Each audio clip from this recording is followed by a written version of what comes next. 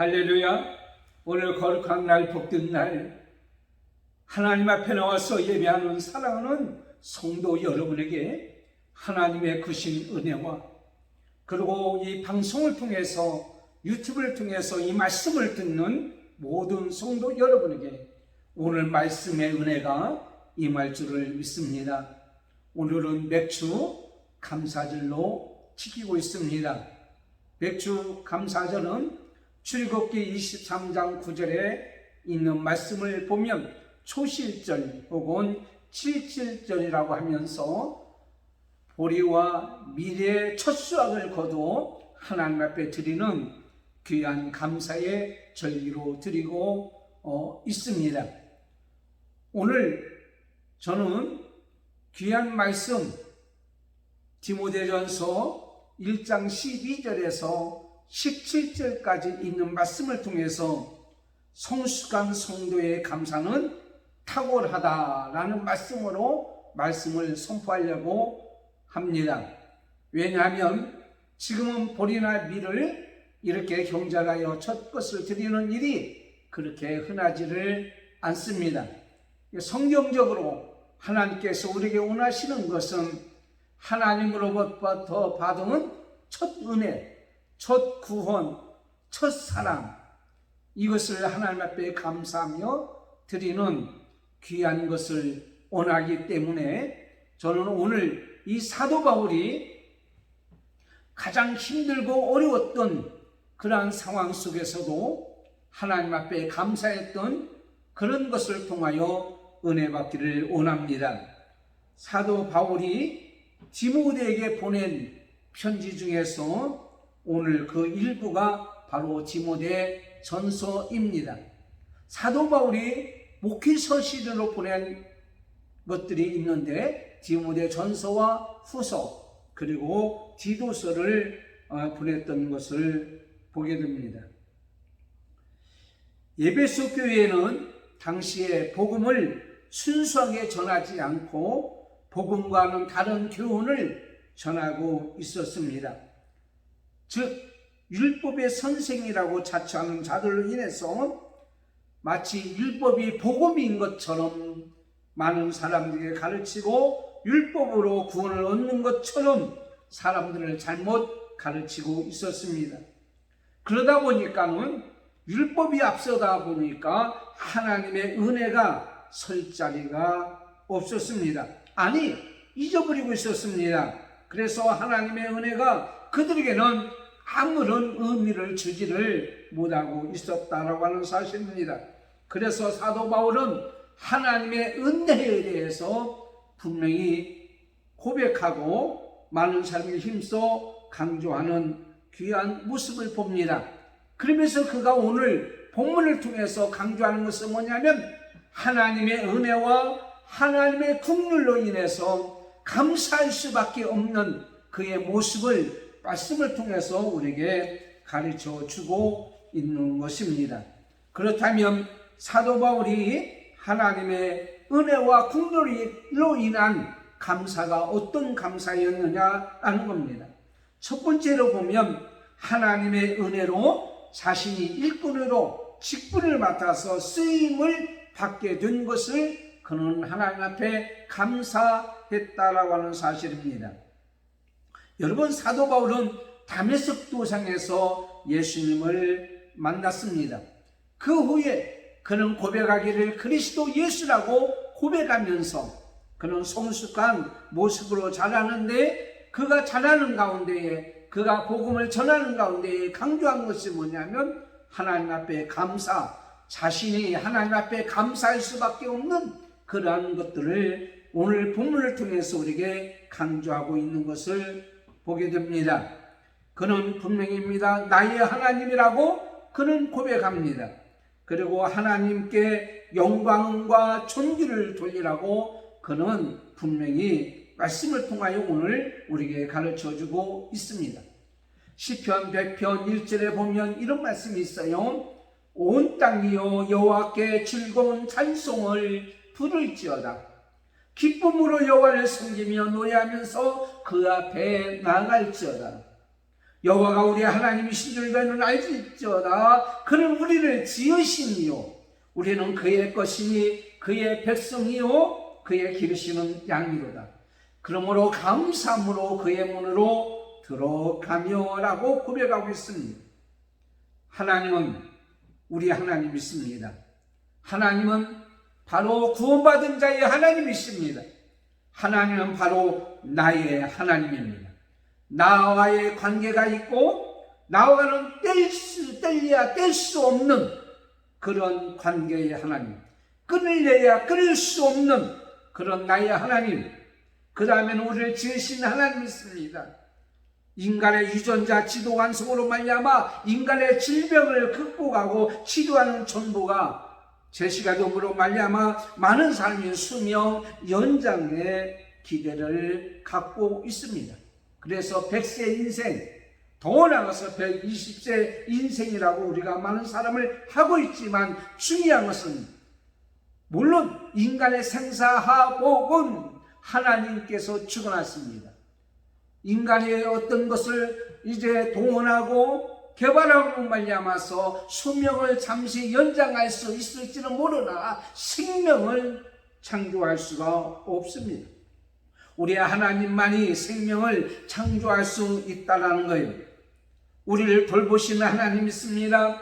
하나님은 사도 바울을 불러주시고 하나님께서 보호해 주시고 하나님께서 인도해 주시고 지켜주신 그와 같이 하나님은 저와 여러분의 모든 것을 오늘 또 지켜주시고 보호해 주시고 인도해 주신다는 거예요. 이것이 바로 뭐냐면 하나님의 은혜입니다.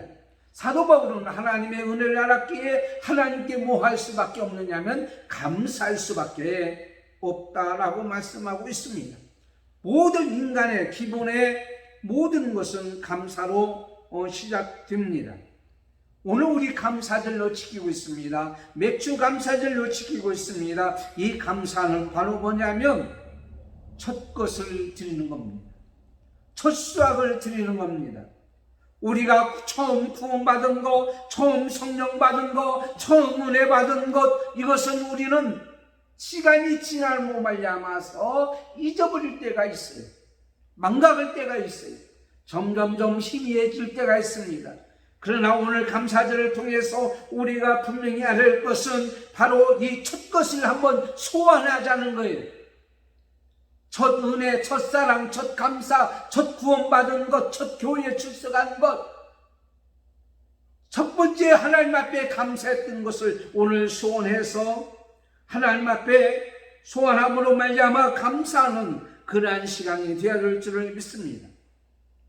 분명한 것은 오늘 말씀에 내가 감사함은 내가 자신이 속한 모든 것들이 하나님 은혜였기 때문에 감사할 수밖에 없다라고 하는 사실입니다.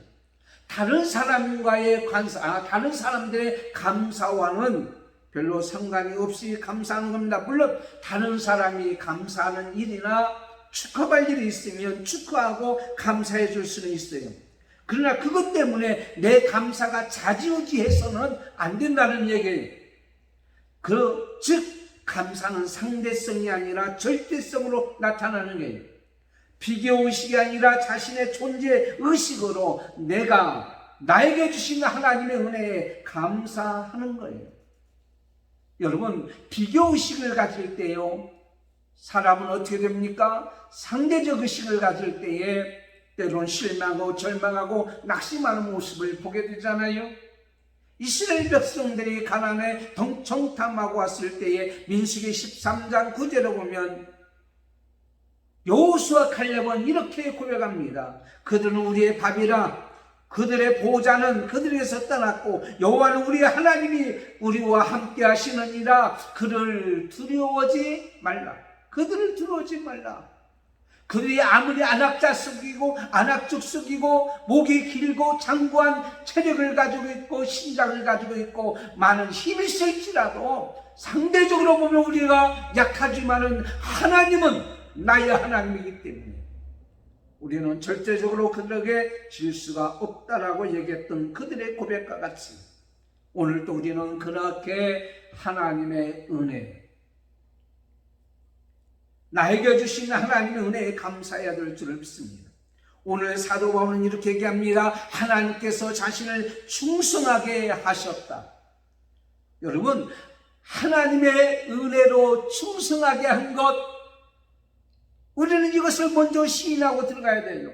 내가 잘나서 충성한 것이 아니에요. 내가 똑똑해서 충성한 것이 아니에요.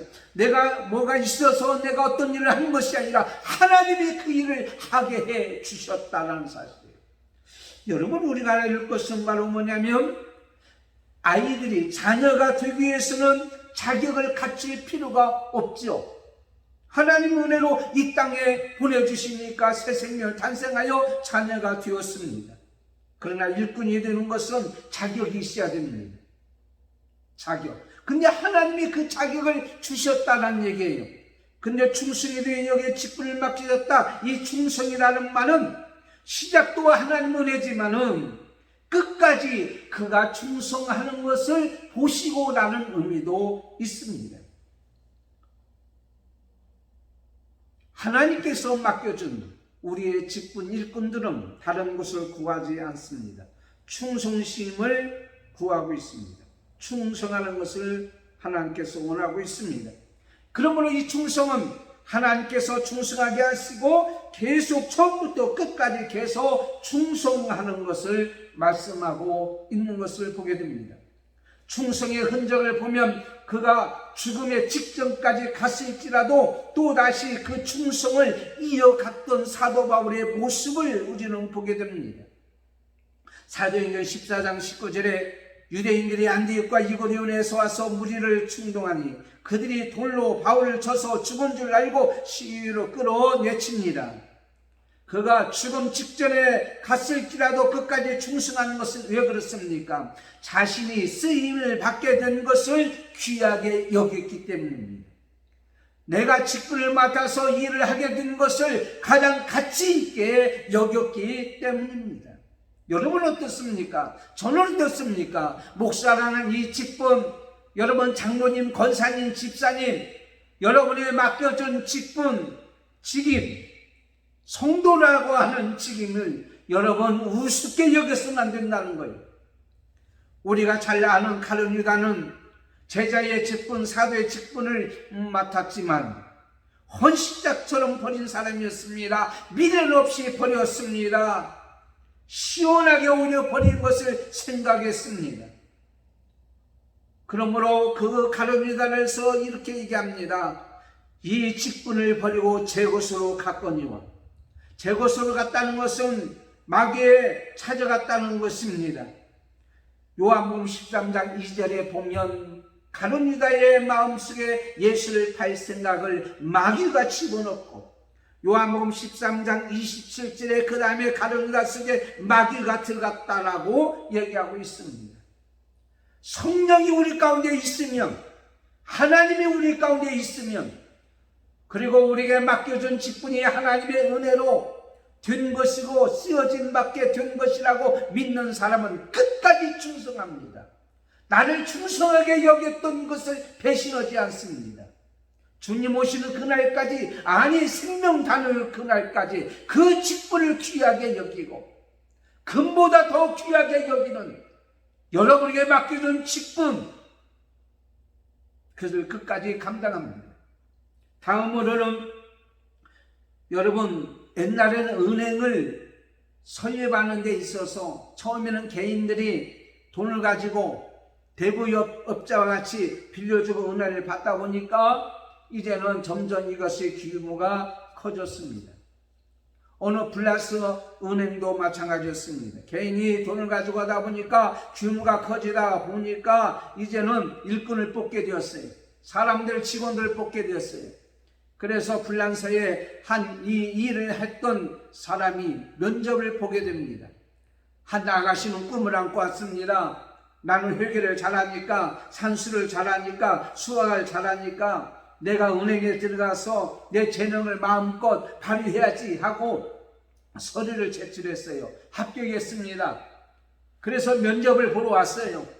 면접을 보는데 면접관 몇 명이 앉았는데 그 중에 한 명이 이런 얘기합니다. 당신은 우리 회사하고는 전혀 맞지를 않습니다. 더 좋은데 당신의 재능에 맞는 곳에 가십시오 라고 얘기했어요.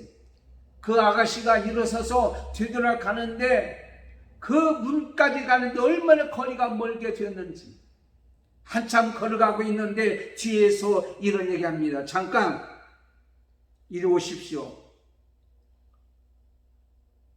아가씨는 내일부터 이 회사에 출근하십시오. 깜짝 놀랐습니다. 아니, 지금 방금 듣지 않았던 사람이, 쓸모가 이 회사에서 없다고 했던 사람이 왜 갑자기 마음에 되돌아섰을까라고 물어봤습니다. 왜요? 방금 퇴짜났잖아요. 맞죠? 그런데 당신이 나갈 때 보니까 바닥에 떨어져 있는 서류를 꼽는 핀을 주워서 책상에 놓고 가는 당신의 모습을 보니까, 당신의 성실함을 보니까, 당신이 어떤 일을 맡겨줘도, 당신에게 맡겨줘도 최선을 다할 것 같고 열심히 다할 것 같고, 은행의 업무는 성실인데 뭐 하나 아끼지 않냐고 규모 있게 잘할 것 같습니다. 나중에 이 직원이 그 회사에서 열심히 일하고 그 회사가 은행이 크게 이제 확장됐고 지점도 생겼어요. 그 은행의 은행장은 바로 총각이었는데 이 아가씨를 눈여겨봤다가 결국 결혼하게 됐고 은행장의 부인이 되었다라고 하는 그런 내용입니다. 하나님께서도 우리에게 이렇게 말씀하십니다. 작은 일에 충성했으니 내가 많은 것으로 내가 맡기리니 주인의 즐거움에 참여할지라. 여러분, 우리가 많은 것을 맡겨주는 것으로 우리는 만족해서는 안 됩니다. 더 나아가서 여러분의 직분이 더 나아지고 향상되고 더 승진되고 진급도 되고 이것도 중요하지만 중요한 것은 하나님께서 주인의 즐거움에 우리를 참여시킬 줄 믿는다는 말이에요. 그 사도 바울은 하나님 은혜로 내게 직분을 맡겼고 그 직분은 처음부터 끝까지 지속되고 주님 오시는 날까지, 아니 생명 다는 그날까지 충성할 때에 주인의 즐거움, 하나님의 즐거움에 참여하게 되어지는 것, 이것은 계속 쓰임받는 역사가 있게 되어지는 거예요. 그러므로 여러분, 이것에 감사하는 자는 끝까지 충성하는 그러한 모습을 말씀하고 있습니다.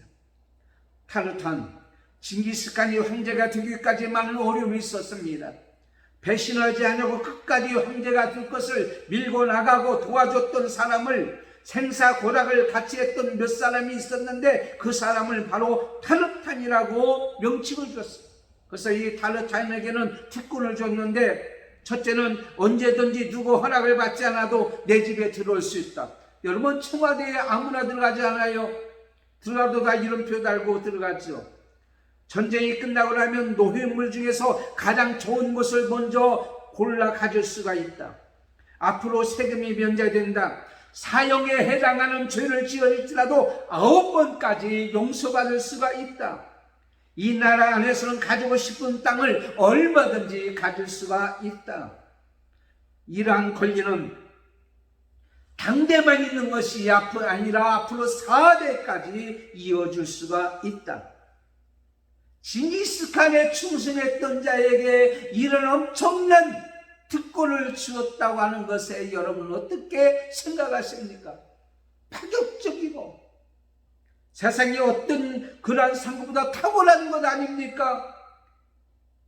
탁월하게 일했던 자에게 탁월한 일한복을 주셨던 그 모습을 보면서 여러분, 앞으로 영원한 세계를 위해서, 하나님 나라를 위해서 충성하는 여러분들, 맡은 일꾼을 하나님이 주신 것을 믿고 그것을 내팽개치지 않냐고 헌식장처럼 버리지 않냐고 귀하게 여기고 나가는 자에게는 이보다 더 큰 영원한 복, 요한계시록 2장 10절에 말씀하시기를 내가 죽도록 충성하라. 그리하면 내가 생명의 멸류관을 내게 주리라. 사랑하는 성도 여러분, 영원한 세계에서 천국에 한번 들어가면 누구 허락받을 것도 없고요, 거기는 사형도 없고요, 거기는 모든 세상에 자기 것으로 얼마든지 영원히 누릴 수 있다고 하는 이 엄청난 상급 즐거움에 참여할 수 있다고 하는 이것에 기대가 되지 않습니까? 어떤 자에게 여러분을 쓰임받게 해주신 은혜를 감사하면서 오늘도 충성하는 여러분에게 이런 은혜가 있을 줄을 믿습니다. 두 번째는 하나님의 국률로 오래 참아주심을 감사했어요. 오늘 말씀 13절에 우리에게 이렇게 말씀하고 계십니다. 내가 전에는 회방자요 핍박자요 포행자였으나 도리어 국률을 입은 것은 내가 믿지 아니할 때에 알지 못하여 행하였습니다. 그랬어요. 좋지 못한 자기의 과거를 지금 사도 바울은 고백하고 있는 거예요. 근데 사도 바울은요, 자기가 알지 못하여 행했다는 말을 할 수가 없어요. 그가 알지 못한 게 뭐가 있어요? 당대 최고의 학문을 자랑하는 가말리엘 문학에서 공부를 했어요. 율법에 정통한 자였어요. 바리새인 중에 바리새였어요. 학식이 많고 세상 지위와 권세도 가지고 있었어요. 세상에 모자란 것이 없고 모르는 것이 없던 그가 알지 못했던 일, 이것은 영적으로 무지한 겁니다. 여러분, 세상에 지식이 많을지라도요, 세상에 많은 학력을 가지고 있고 스펙을 가지고 있을지라도 영적으로 무지한 자가 세상에 얼마나 많이 있는지 모릅니다. 여러분도 너무 잘 아는 이단자들을 보게 되면은요, 집단으로 자살하는 사람도 있어요. 옛날 오대양 사건이라든가, 저 강원도 양양에서 승합차에서 7명이 집단으로 죽었다든가, 이런 거. 이단자들을 따라가는 사람들 보세요. 그들이요, 몰라가지고 가는 줄 아세요? 성경 공부 얼마나 많은지 몰라요. 여러분, 그렇게 성경 공부 하십니까? 노트를 보면 교리에 대해서 빽빽이 적었어요. 성경에 대해서 너무도 잘 알아요. 세상에 어떤 사람은 어느 대학 총장도 있었고요, 교수도 있었고요, 거기에는 나라에서 일하는 똑똑한 사람들이, 그 이단에 빠진 사람들이 많이 있습니다. 여러분, 신천지에 빠지는 것이 무식에서 빠집니까?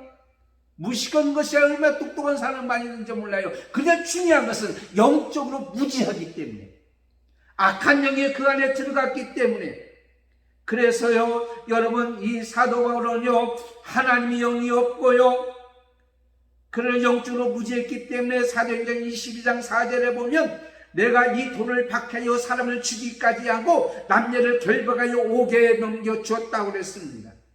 사도행전 26장 10절에 보면 예수는 예루살렘에서 이런 일을 행하여 대제사장들에게서 고난을 받아가지고 많은 성도를 옥에 가두며 또 죽일 때가 내가 찬송 국보를 하였다고 그랬어요. 여러분, 스데반이 죽을 때에 사도 바울은 그 옆에 있었어요. 그도 가만히 있었을까요? 아닙니다. 그는 고백합니다. 나는 회방자라고 그랬어요. 회방자는 뭐냐? 예수 그리스도 신성을 무시해버리는 거예요. 그리고 다른 사람들을 그렇게 하도록 강요했습니다. 핍박자였어요. 멀리 외국 성까지도 가서 핍박했어요. 그 예수 믿는 사람을 잡아다가 가두고요, 죽도록 이렇게 괴롭히고 만들었던 사람이었습니다. 포행자였어요. 온갖 포악한 행동을 그리스도인에게 행했고 옥에 가두는 일까지도 했어요. 사도행전 22장 4절에 내가 이 돌을 핍박하여 사람을 죽이기까지 하고 남녀를 결박하여 옥에 거뒀다. 죽이기까지 하고 옥에 거뒀다라고 말하고 있습니다. 여러분, 그 악명 높은 그 사도 바울은요, 다메섹의 아나니아나 예루살렘 제자들은요, 그가 그리스도 예수의 제자가 되었다는 사실을 받아들이기가 무척 힘들었어요. 거짓말 아니야? 또 사기 아니야? 위장해서 우리를 이렇게 우리의 그 정체를 드러나게 함으로 말미암아 우리를 죽이려고 하는 거 아니야?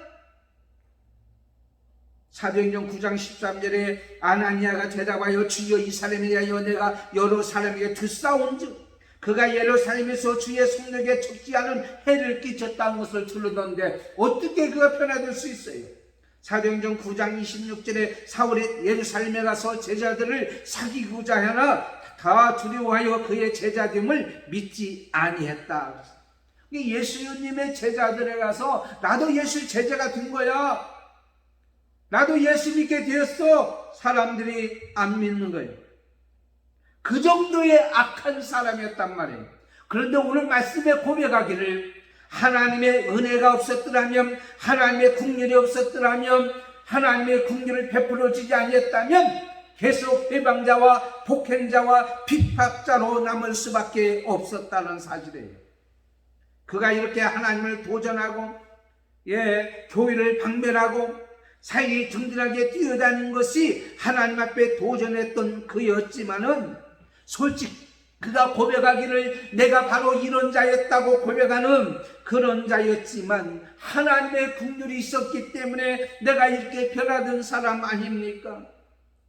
하나님의 긍휼을 입은 까닭은 예수 그리스도께서 내가 먼저 일체 오래 자야의 참으심을 보이셨다, 오래 참았다라는 사실이에요.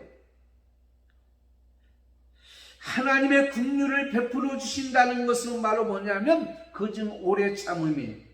오래 참음이 있었기에 현재 그가 존재했던 거예요. 고린도전서 15장 10절에 하나님께서 우리에게 이렇게 말씀하고 계십니다. 그러나 나의 나된 것은 하나님의 은혜로 된 것이니 내게 주신 그 은혜가 헛되지 않냐요. 내가 모든 사도보다 더 많이 수고하였으나 내가 아니요 오직 나와 함께 하신 하나님의 은혜로다. 그래서요, 그는요 바로 예수 그리스도 그분을, 예수 그리스도한 칭호를 많은 사도들은 즐겨 사용했어요. 왜냐하면 그들은 예수를 먼저 만났고 그리스도인 것을 체험했기 때문입니다. 나사렛 예수 만나고 그리스도이라는 것을 체험했기 때문에, 그리스도이라는 것을 그는 믿었기 때문에. 그러나 이 사도 바울은 그리스도 예수라는 말을 25번이나 등장합니다. 여기는 이유가 있어요. 왜 그러냐면 그는 나사렛 예수를 먼저 만나지 않냐고 그리스도를 먼저 만났어요. 담에서 도상에서. 그리고 나서 그가 예수라는 사실을 알게 되었습니다. 그래서 예수 그리스도와 그리스도 예수는 말이 바뀌어지고 앞뒤가 바뀌어졌지만 엄청난 차이가 있단 말이에요.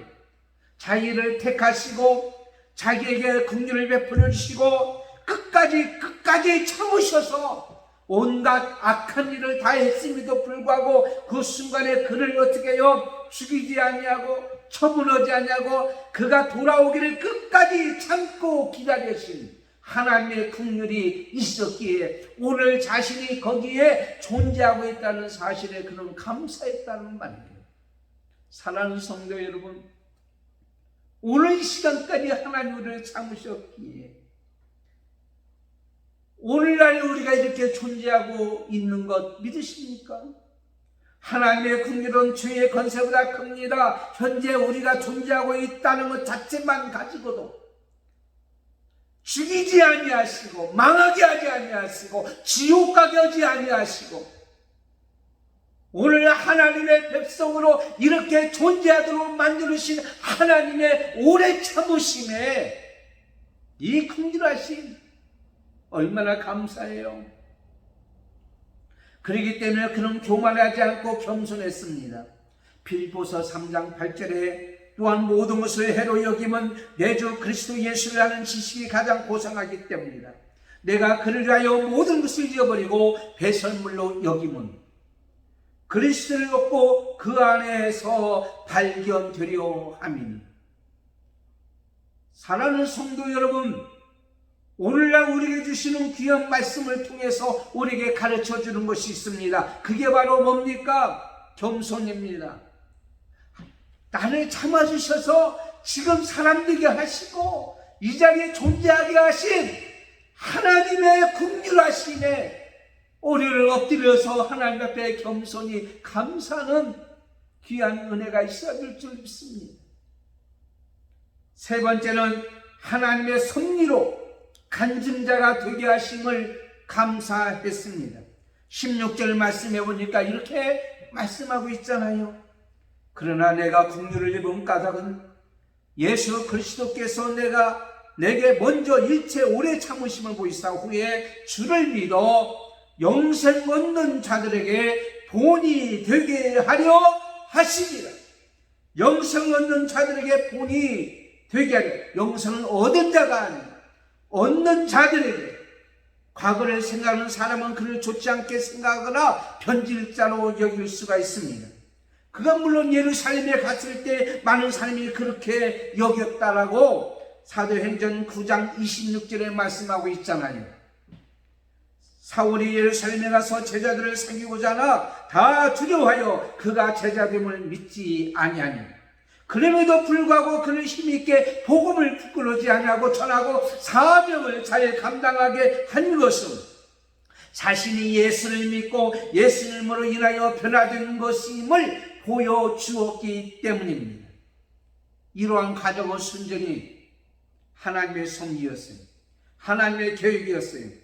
하나님의 뜻에 의해서 진행되고 이루어진 것을 믿었습니다. 그렇다고 해서 여러분 지금 하나님을 믿지 않으려고 나쁜 짓 하는 사람이 하나님이 계획이 있어 나를 이렇게 하다가 나중에 하나님께서 나를 변화시켜서 많은 사람들에게 나를 사도바울같이 본이되게 할 거야, 이런 착각 속에 빠지지 마세요. 그렇게 되기 전에 죽을 수도 있어요. 사도 바울이니까 하나님이시니까 하나님의 뜻대로 그렇게 하셨다는 사실이에요. 베드로후서 3장 15절에 또 우리 주의 오래 참으심이 구원이 될 줄을 여기라. 하나님께서는요 어떠한 자일지라도 구원하시고 사용하신다고 하는 계획이 있다는 사실을 우리에게 보여주고 있습니다. 그래서 그는 고린도전서 11장 6절에 내가 그리스도를 본받는 자 된 것 같이 너희는 나를 어떻게 해요? 본받는 자가 되라. 그러므로 여러분 사도 바울이 하나님의 섭리로 구원받아서 영생을 앞으로 얻는 자들에게 구원의 본이 되고 영생의 본이 되게 했다고 한다면 여러분 지금 포기하지 마십시오. 이 방송을 듣는 여러분 중에서 아직도 하나님 앞에 돌아오지 않은 자가 있거든. 포기하지 말고 하나님의 은혜로 여러분도 하나님께서 값으로 산 것이 되었으니 그런즉 너희의 몸으로 하나님께 영광을 돌리도록 만들어 주실 때가 오리라고 저는 분명히 믿습니다. 사도 바울은 첫 번째 죄인의 모델입니다. 죄인 중에 교수라는 것을 그는 분명히 고백하고 있어요. 만삭되지 못하는 남자 같고 죄인 중에 교수여 벌레만도 못한 죄인이라고 그런 고백했던 내용을 보게 됩니다. 여러분이 혹시 기도할 때 나는 죄인 중에 교수입니다 라고 고백하는 사람이 있어요? 근데 누가 여러분에게 얘기합니다. 당신은 진짜 죄인 중에 교수인데 죄가 뭐요? 그러면은 내가 무슨 죄가 있냐고 대드는 사람도 있을 수 있어요. 그러나 사도 바울은 고백대로 죄인의 교수 노릇도 하고 하나님으로부터 죄인의 교수라고 그는 고백하고 죄의식이 강한 사람이었습니다. 그런데 죄의식이 강한 사람일수록 예수님에 대한 고마움과 감사함이 컸다는 사실이에요. 탕감을 많이 받은 사람이 더 많이 감사하듯이 여러분 혹시 죄악 중에 있어요? 다른 사람보다 더 많은 죄를 짓고 있었다고 생각하시는 분이 있습니까? 하나님 은혜가 큰 줄 믿고 하나님 앞에 더 감사하십시오. 또 하나는 예수님을 통하여 구원하여 영생 얻는 자가 되게 하신 본입니다. 누구를 통해서? 예수님을 통해서. 자기 스스로의 노력이 아니에요. 자기 힘이 아니에요. 예수님의 은혜로 예수님의 공로로 예수님을 통하여 나 같은 죄인도 살려주셨다고 하는 그러한 고백입니다. 홀로 하나이신 하나님께 존귀와 영광을 돌리는 모델로 삼아주셨어요. 하나님 한 분이에요. 충성의 모델로, 그리고 하나님 앞에 영광 돌리며 감사하는 모델로 그는 삼아주셨다는 사실입니다. 여러분 은혜가 넘칩니까? 여러분 속에 하나님의 사랑이 넘칩니까? 하나님은 오래 참으시고 하나님의 긍휼을 베풀어 주시고 하나님의 은혜로 여러분을 구원해 주셨습니까? 그렇다면 여러분은 하나님 앞에 감사하십시오. 사도 바울이 하나님 앞에 감사의 모델로 삼아주셨다. 본으로 삼아주셨다. 그렇게 고백하고 있는 거예요. 홈쇼핑, 요즘에 비대면 가운데에 이런 시대에 홈쇼핑이 무척 잘 된다고 하잖아요. 직접 가게 가지 아니하고 이제는 온라인을 통해서 구입하는데, 거기에 옷을 입고 나온 사람들 보면은요, 얼마나 잘생기고 잘 빠졌는지 몰라요. 그들이 옷을 입으면요, 참 더 아름다워요. 착각해서 그 옷을 사가지고 자기 몸에 맞추게 됩니까? 그래서 저는 뭘 생각했냐면, 모델은, 보는 다른 사람으로부터 다 선망의 대상이고 사모의 대상이고 기대의 대상이다. 그러므로 저와 여러분의 모습을 통해서 나 같은 자도 예수님의 긍휼과 은혜로 참아주셨던 그 긍휼로 구원받아서 이렇게 영생 얻는 자로 하나님 앞에 감사하는 자가 된 자로 많은 사람들에게 보여 알게 하고 하나님 앞에 돌아오는 자의 모습으로 우리가 살아가야 되겠다라는 것을 우리는 믿어야 될 줄 믿습니다. 오늘 매출 감사절이에요. 오늘 여러분의 모습을 통해서 많은 사람들이 지금 힘들고 어려운 상황과 환경에 처해 있지만은, 세상에 주신 물질도 귀하지만 영적으로 나를 구원해 주시고 나에게 성령을 주시고 하나님의 자녀를 삼아 주시고 직분을 주시고 은혜 주셔서 그 직분을 지금까지 잘 감당하도록 하며 하나님 앞에 감사하는 이러한 모델이 되어 주셔서 하나님 앞에 영광 돌리는 이런 매출 감사드려야 될 줄 믿습니다. 과거같이 떡을 많이 했다든가, 과거에 같이 감사절에 활약의 장신을 한다든가, 이 모든 것을 배제하고 진정으로 여러분 마음속에 이 구원의 감사, 하나님의 첫사랑의 감사, 성령이 여러분 가운데 임했던 그 감격과 감사를 되찾아 하나님 앞에 감사하는 이러한 절기가 되어지기를 원합니다. 바바라 존스라는 사람이 있습니다. 그의 책 속에 모자에 제라늄 꽃을 꽂고 행복하게 살아라고 하는 책이 있습니다. 삶은 내가 원하는 바대로 되지 않지만 스스로 선택할 수 있기에 모자에 제라늄 꽃을 꽂고 행복하게 살아가라. 모자에 제라늄 그 꽃을 꽂는 것은 내가 할 수가 있는 거 아닙니까? 이 바라라 존스는 남편과 4명의 아들이 함께 살고 있었습니다. 행복했지만 갑자기 가정에 엄청난 불행이 찾아왔습니다. 집으로 돌아오던 남편이 교통사고를 당해서 식물인간이 되었습니다. 첫째 아들은 트럭 음주 운전자이어서 목숨을 잃었습니다. 둘째 아들은 동성애에 빠져서 집에 나갔습니다. 셋째 아들은 베트남 전쟁에 발견해서 18살의 어린 나이에 세상을 떠났습니다. 불행했습니다. 하나님 어찌하여 나에게 이러한 불행만 다가옵니까?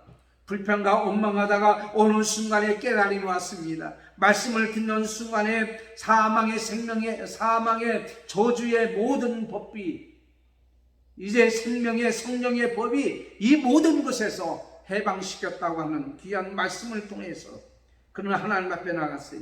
그리고 하나님 앞에 감사하기 시작했어요. 그래도 내가 하나님을 잊어버리지 않냐고 하나님 앞에 나와서 기도할 수 있다는 것에 그는 감사하기 시작했습니다.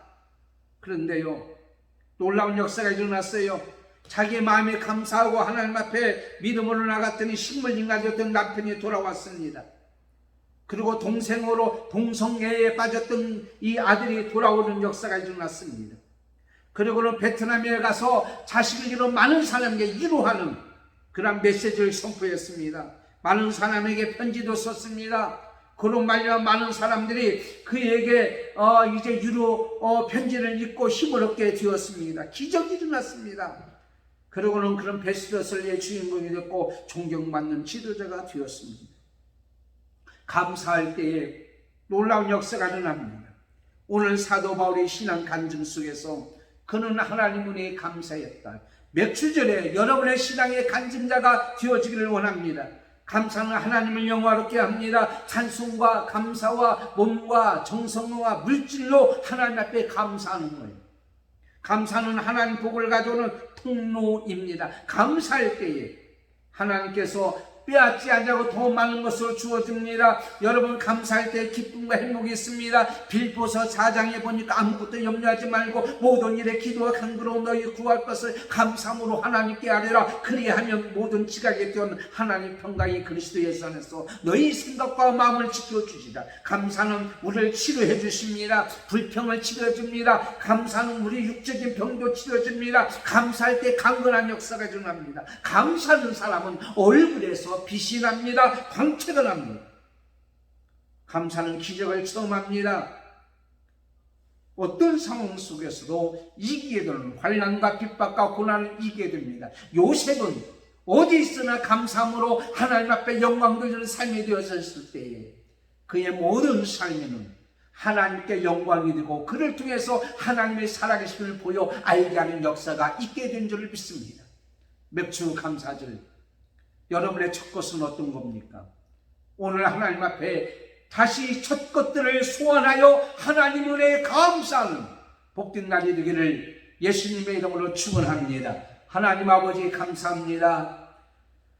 코로나19 바이러스로 인하여서 많은 사람들이 지금 감사할 수가 없습니다. 그러나 오여와 하나님 아버지 환경과 상황은 감사할 수 없지만 나에게 주신 구원은 잊어버리지 않고 있습니다. 나에게 주신 하나님의 첫사랑은 잊지 않고 있습니다. 나에게 내려줬던 임했던 성령은 잊지 않고 있습니다. 나에게 주신 영성은 빼앗기지 않고 있습니다. 이 은혜에서 하나님 앞에 감사하는 귀한 날이 되어질 때에 코로나19 바이러스로 완전히 종식되고 이 어려운 환경도 다 극복하여 하나님 앞에 영광 돌리는 날이 속히 올 줄을 믿습니다. 코로나19 바이러스는 완전히 종식되게 해주시고 두려워하지 말라 나라 하신 예수님의 말씀같이 백신을 맞을 때도 여러분 부작용이 없게 해주시고 하나님이여 모든 영광 주게 되는 아름다운 삶이 되게 해 주실 줄을 믿습니다. 모든 영광 주게 돌리며 예수님의 이름으로 기도드리옵나이다. 아멘. 강구드리겠습니다. 오늘 맥주감사절입니다. 모든 것은 화려하게 진행된다고 하지 않는다고 할지라도 마음과 정성을 하여 진정으로 감사하는 이러한 귀한 절기가 되었으면 합니다. 늘 광고하는 거지만 유튜브를 통해서 말씀을 들을 수 있습니다. 매일 성경 큐티는 주보에 실린 매일 성경을 묵상하기를 원합니다. 오늘 2부 예배 때도 하나님 은혜 가운데에 은혜로운 예배, 감사절 예배가 되기를 바라시고 더 이상의 코로나19 바이러스가 유행되지 않도록 조심하시고 하나님 있는 믿음으로 승리하는 한 주간 되고 지금도 몸이 아프거나 코로나19 바이러스에서 어려움을 당하는 사람들 또 이를 위해서 수고하는 섬기는 모든 자들에게 위로와 치료의 역사가 분명히 일어날 줄 믿습니다. 여러분 이 나라 이 민족을 위해서 기도하시고 세계 선교사님들 어렵고 힘들고 고통을 당하는 사람들 위해서도 여러분 위해서 기도하시는 여러분이 되시기를 바랍니다. 기도하겠습니다. 지금은 우리 주 예수 그리스도의 은혜와 하나밖에 없는 아들을 이 땅에 보내주시며 사랑의 추적을 지금도 아끼지 아니하시고 오래 참으신 하나님의 놀라우신 사랑 같습니다. 성령님의 감동, 감화, 교통, 인도 충만한 이것을 늘 감사하며 감격하며 살아가는 귀한 모든 성도들 여러분 그리고 믿음의 자녀들 그리고 권속들 교회와 전세계 교회와 오늘 또 감사절 예배드리는 모든 자 머리 위에 믿음의 백성들 위에 지금부터 영원토록 함께 있을지어다. 아멘.